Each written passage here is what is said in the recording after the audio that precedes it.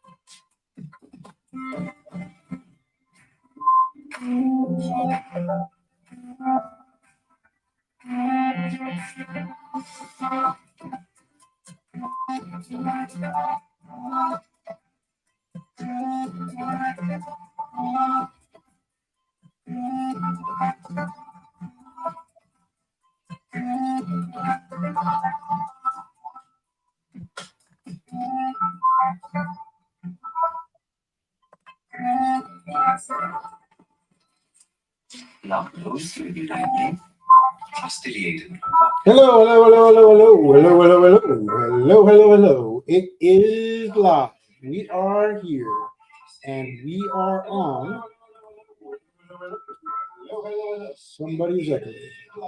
We are here, and we are on. Oh, I know where. Aha. Live is fun because things like that happen. Anyway, we are now live and it is now okay, and I am now out of focus. My name is Michael Lee. I am here. You can see my name there on the bottom of the screen. We are here today on August 19th. This is a welcome to this special broadcast for World Homeless Animals Day. There, World Homeless Animals Day. Those are two homeless animals, but are they really homeless animals or are these just actors? Not really sure. But really, in the world, there are 600 million homeless animals at this time, right now, all around the world. Whether these two are actors or real homeless animals, it doesn't matter because there are 600 million real homeless animals around the world. And so today we're going to explore how creativity, community, and innovation can come together to create a city that cares in regard to animal welfare. And I am not alone. I actually have two amazing guests here today from all the way from Cuenca, Ecuador. I'm in South Africa in the Southern Hemisphere, and they're in Cuenca, Ecuador on the other side of the world. This is a writer and an innovator, both of them animal advocates, and they use creativity and innovation along with community connection to tackle the homeless animal challenge in Cuenca, their World Heritage City, as well as around the world. So welcome to my guests. Thank you, Michael, for hosting this, and welcome, Sandy. We're so happy to debut your story that quite frankly, when I heard your story, I was so touched and moved. I thought we need to share this on this special day. And that is Rosemary Ryan in Cuenca, Ecuador. Rosemary is a colleague I've worked with for many years doing innovation work. And Rosemary, would you like to actually introduce us to Sandra and tell us who Sandra is? Surely, I would love to do that. I'm Rosemary Ryan. I'm on the board of directors for FAN, Fundación Familia Amor Animal. And I don't know if you can see my screen now, Michael, can you? I can see you, not your screen. You'll need to share your screen if you want to see your screen. Let's try to present if we can. And share screen. And I'm going to back out as your screen comes in so you can see, watch how it disappear in the background. They're going, wow. How are we? So hopefully you can see now, International Homeless Animal Day. I would like to say it's a problem unique in Ecuador, but in fact, it's a problem all over the world. And one of the things that we're focused on in Cuenca, Ecuador, is tapping into innovation, community creativity.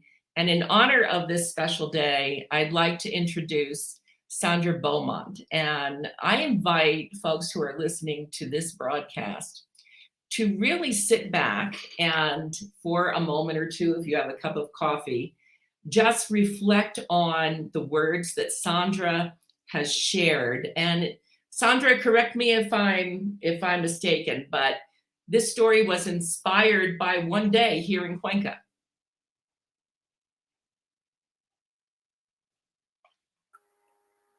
Yes, it was. Yes. One day I was traveling home and I happened to share the tranvia here with a dog. And that is what inspired the story.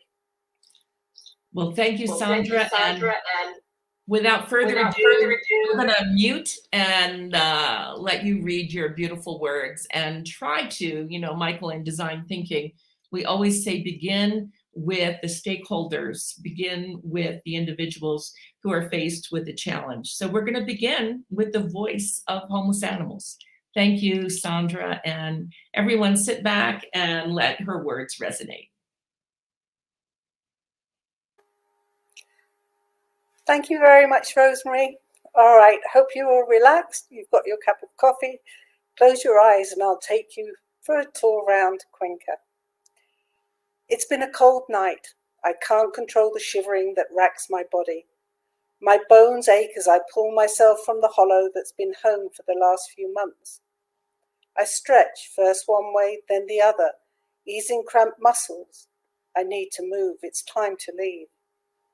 The air is still. Each breath produces a small misty cloud.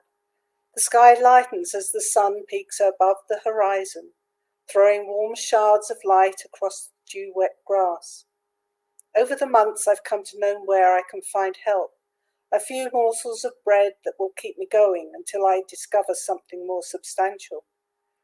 But first I must drink. I walk to the edge of the small river nearby and bend my head towards the foul-smelling water. A few sips are all I can stomach, but I know it will suffice until I can find better. The sun brings warmth to my body as I wander across the playing field, where, if luck is with me, people have left unwanted bread and chicken bones after their Sunday barbecues the day before. I rummage through the plastic bags that litter the grass and chew on the tiny morsels that I find. The food in my belly is a welcome relief to the hunger that always plagues me. My daily route takes me first to a small bakery a block away. The smell of freshly baked bread is in the air as I approach the owner. She smiles and passes over a bread roll. I quickly snatch it from her hand in case she changes her mind. A few paces from the store I stop and eat, always alert to danger, the possibility of losing my precious meal. The pavements are busy as I weave towards the market through a sea of legs, trolleys and baskets. I have to be on my guard, for while many are kind, some would rather kick out at me than pat me. Crossing the busy city roads is dangerous. I've learned to follow, never to attempt the crossing alone. I've seen others of my kind killed by cars, their bodies tossed unlovingly into a rubbish bag or thrown heartlessly into the river. Once in the market, I snake through the stalls, picking up scraps of food or waiting patiently for a stallholder to throw me a morsel of meat. But I'm not the only one searching for food. Growls send me scurrying away when I walk into an area already guarded by others. Today I'm lucky. By midday my stomach is full. I find a quiet spot in the sunshine and lay down, my back to the wall, tired from the exertion of hunting for food. The warmth of the sunshine and a full belly has me asleep in seconds, but I'm always vigilant. Any sound nearby and I'm instantly alert. As the market stall holders pack up, I know it's time for me to leave too. I return to the busy street and walk with others across to a concrete platform at its centre. A train approaches. People exit while others board before it moves off and disappears into the distance.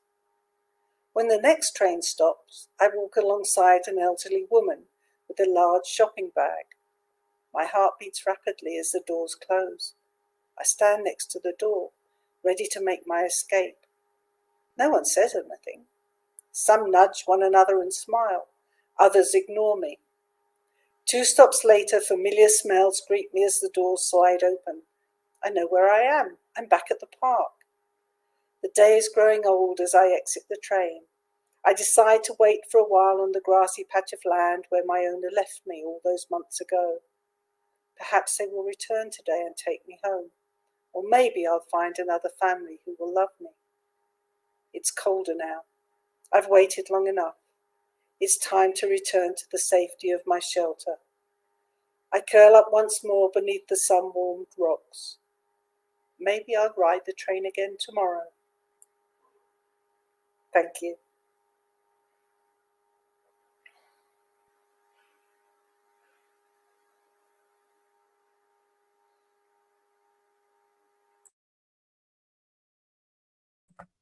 I'm on mute.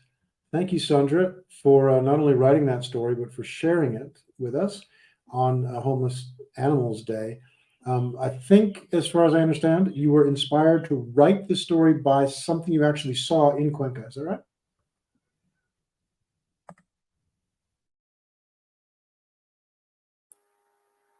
That's right, Michael. As I say, I was coming home one day, and as I boarded the train, a dog walked alongside me and joined me for the ride home. And the dog that was waiting on the grass, we had a homeless dog in the park opposite, and nobody came to repossess him. He just sat there day after day waiting for somebody to come and take him home. Broke my heart, but it's for these two dogs that I wrote the story.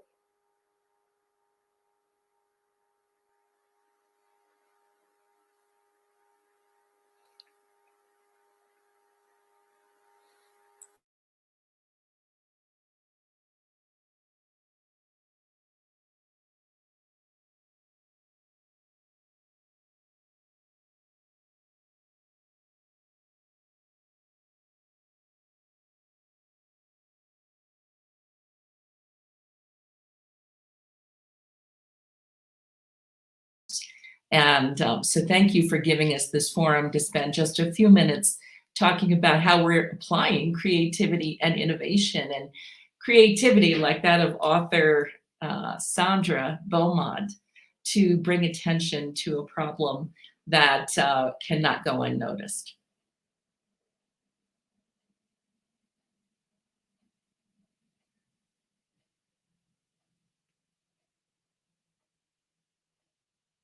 Michael? We are having some mic issues. I think you were going to show us some more details about the solution. Isn't that correct?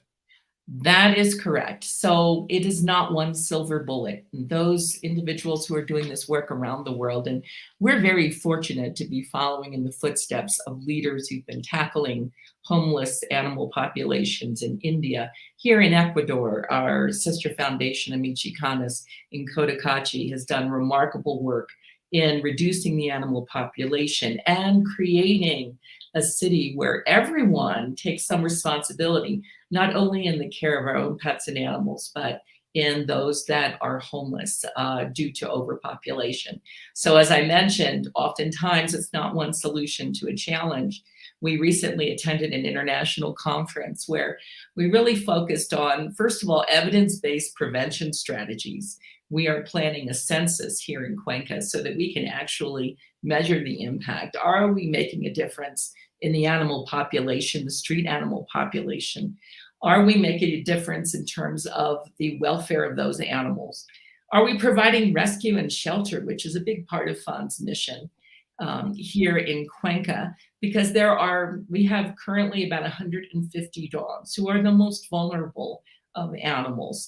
And some of them were senior dogs, some of them have been rescued with severe abuse. We do have laws protecting animals here in Ecuador.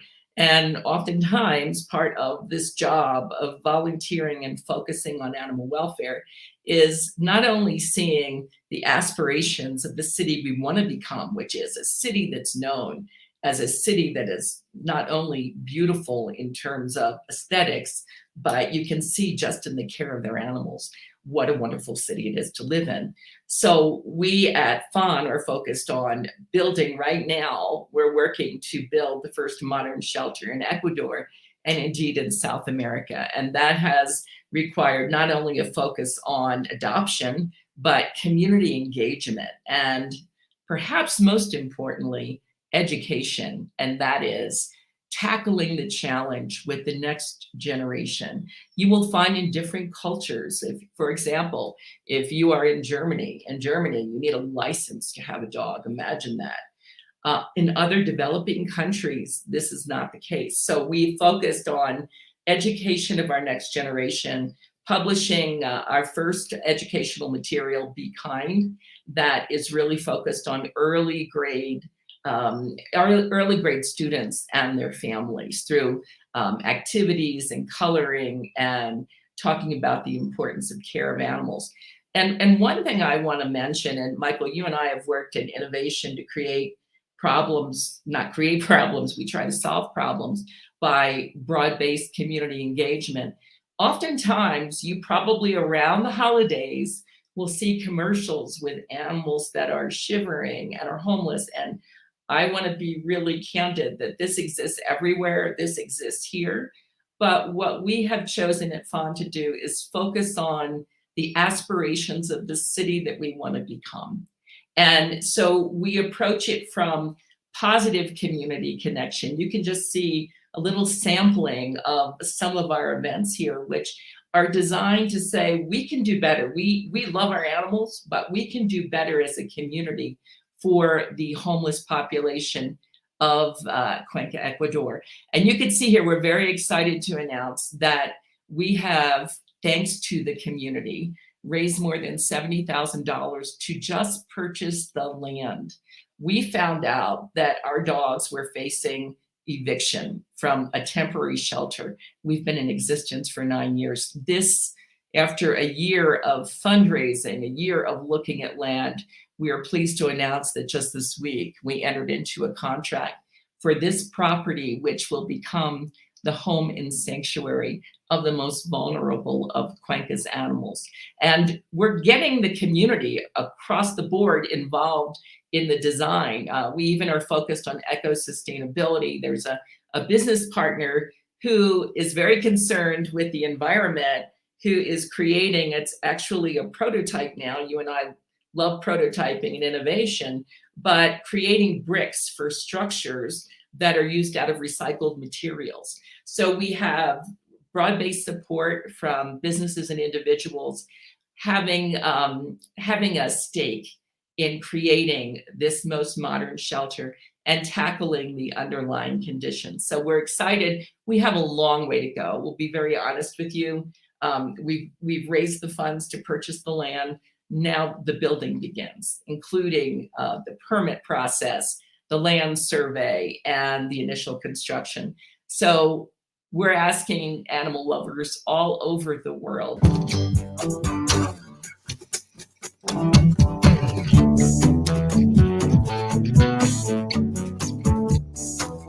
These are some of our pups that are ready for forever home.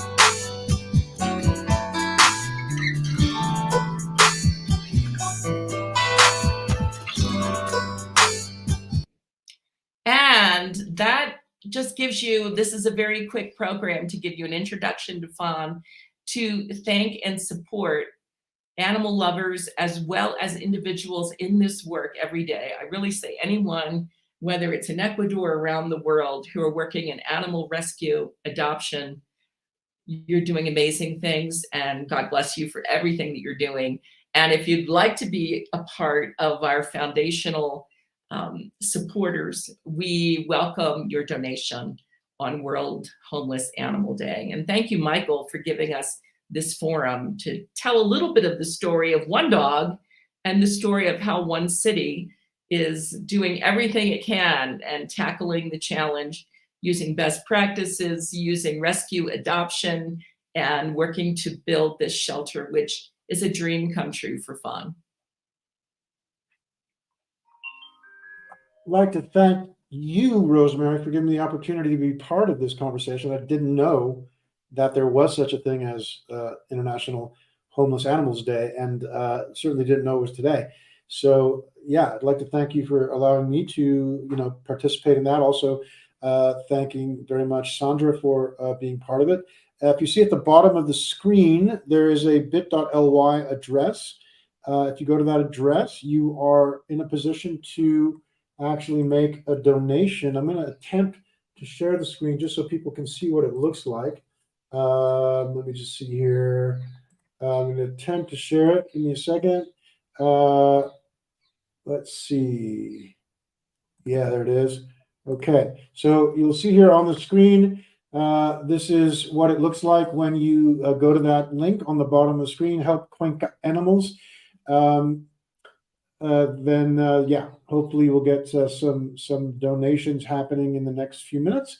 If you don't want to give to save dogs like that one there, or the dog and cat behind me here, you have no you have no heart. You're a heartless person. So you really need to prove yourself better than that. So please go to Help Cuenca Animals and consider adoption in your own town versus buying. So there are animals just waiting for their forever home. So volunteerism is also key, and considering adoption. I have so many dogs that are looking to meet you here, and I'm sure in your hometown as well. Thank you, Michael. Thank you, Sandra. Thank you. And Rosemary, is there another presentation you had, or was that it? That's it. That's short and sweet, and with special love to homeless animals everywhere. We hope you find your forever home. Fantastic. Well, then I would just like to say goodbye to everybody. Thank you very much. Thank you, Rosemary. Thank you, Sandra, for your wonderful story. And Rosemary, thank you. Sandra, thank you. There at the bottom of the screen, help Cuenca animals. We hope animal lovers all over the world will participate, as Rosemary said, either give or adopt. And by the way, if your pets are watching, make sure you tell them that you're doing something good for the other animals along with them. For us all, my name is Michael. That was Rosemary. That was Sandra. There on the screen, you'll see a sustainable solution from Fawn. Welcome. Enjoy. Have a wonderful day.